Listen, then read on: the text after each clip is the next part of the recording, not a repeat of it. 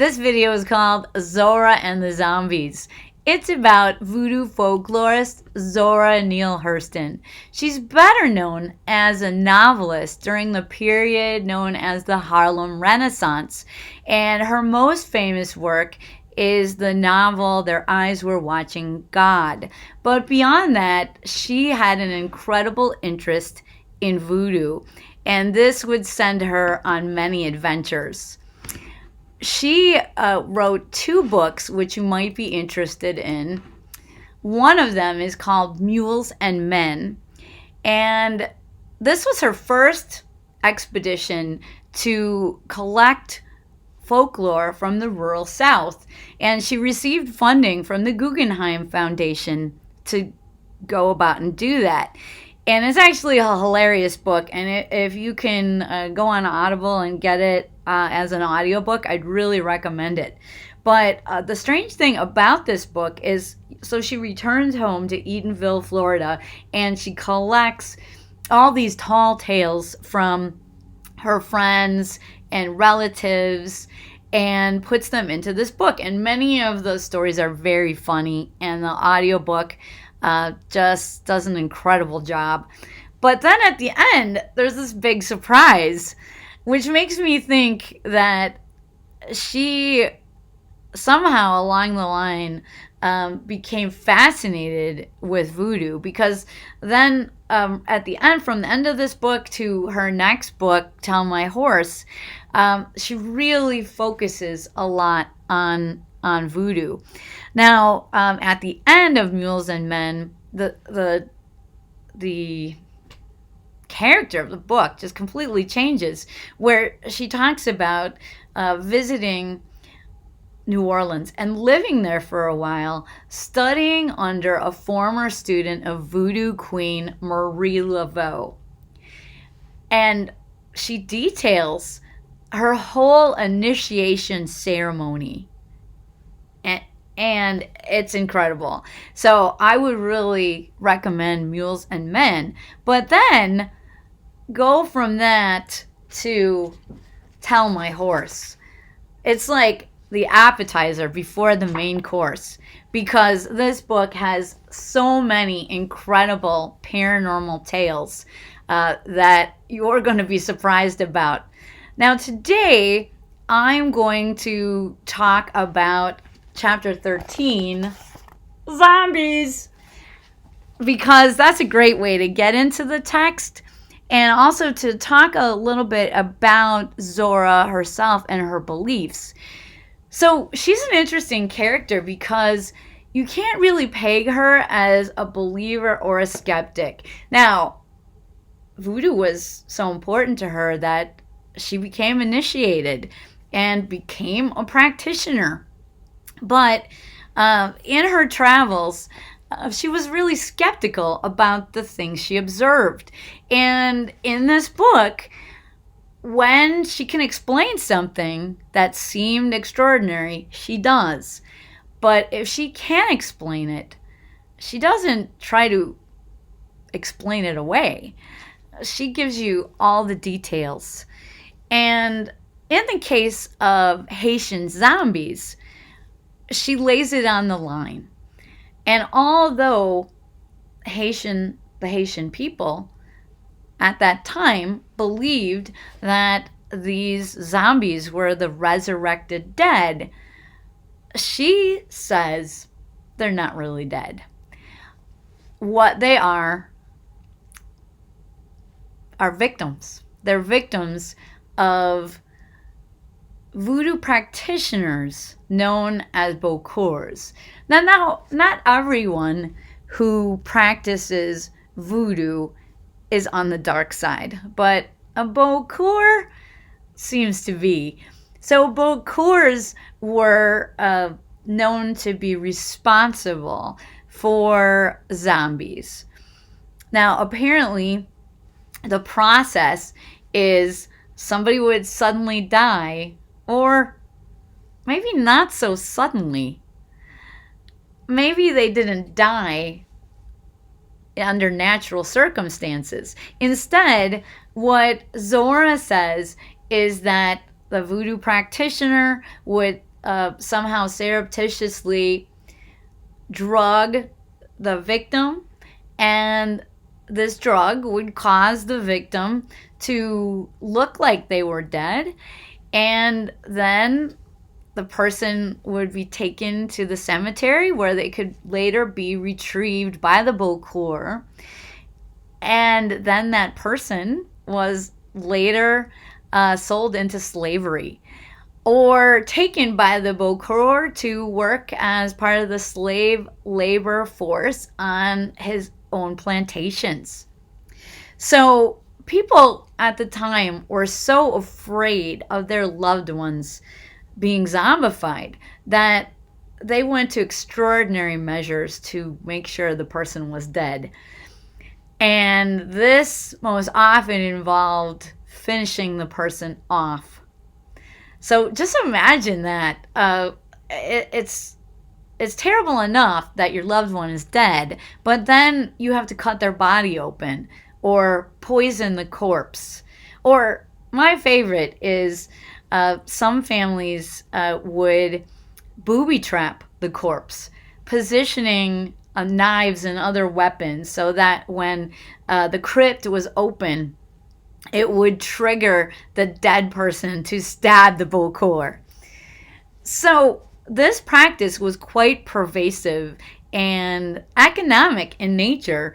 You have big plantations, slavery is not legal anymore. What are you going to do? You can zombify a workforce. And she talks about her conversations with doctors who treated escaped zombies. And they knew, of course, that it was a drug as well, but they didn't know the formula and they didn't know the antidote.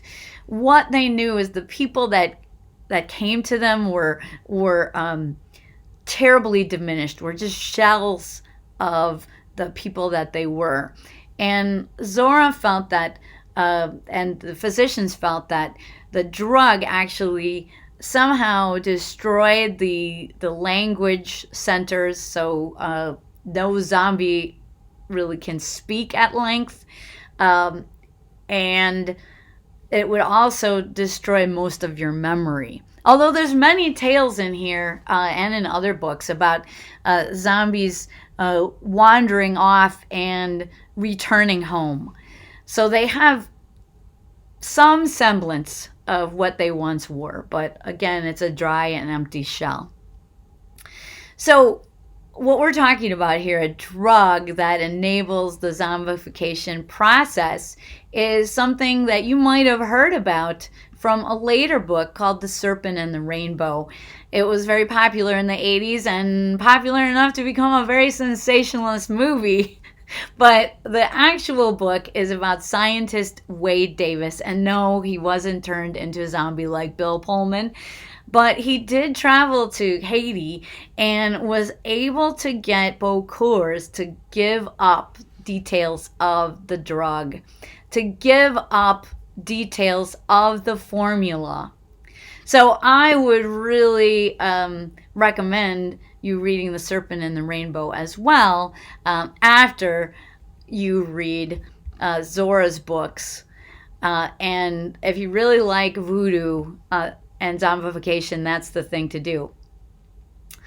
Now, getting back to chapter 13, there are many stories in here of child zombies, very sad stories of families who lost their loved ones and later recognize them, but see them in a way where they completely lost their dignity. Just the horror of it is unbelievable. She has one famous tale in here that I'm going to recount because it's her own experience. She actually met a zombie named Felicia Felix Mentor. Now, she was actually able to photograph her, and that was actually the first time that had ever been done. No one else was ever able to photograph a zombie before. But while she was there, she befriended some doctors who told her about the case of Felicia Felix Mentor. Now, she was a woman, a young mother, back in 1907 who suddenly got sick and died, and nobody thought anything of it until 29 years later, where she's found naked wandering along a dusty road. And the family is still alive. So her son, of course, now is grown, but her husband is still alive and able to identify her, although he wants nothing to do with her. He is now remarried and a prominent government official, and so he just leaves her at a government hospital. And so, sadly, she lives this solitary and hollow existence at this hospital. Now, the doctors let Zora come and meet Felicia, and the horror here is seeing what this person became, how abused this person must have been. Because Felicia, when people approach, she's out in the hospital yard, and anytime anyone approaches, she cowers and covers her face as if, she is fearing the lash. So she must have been beaten in her time as a zombie. And then she will grab a twig or a stick and act like she's sweeping the ground, getting busy to just show whoever had power over her, that she's a good worker and doesn't need to be beaten.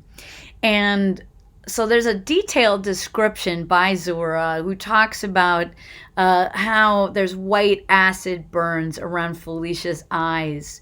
And of course, she's not able to talk to her. She's able to touch her and take a picture of her. But there's nothing that the doctors know that they can do to help Felicia recover her personality. So Zora talks about, how important this really was to the Haitian economy at the time. And it's really startling to think that, there could be so many people using a slave labor force made up of zombies. But that's what happened.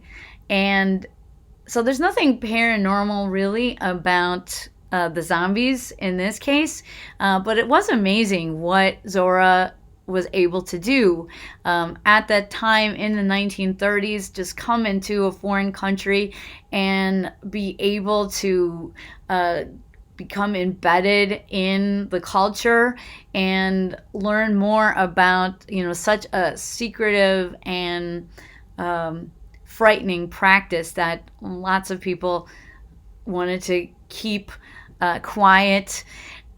So there's some amazing stories of different zombie cases. So you've probably heard of a case from the 1970s involving a man named Clervis Narcisse.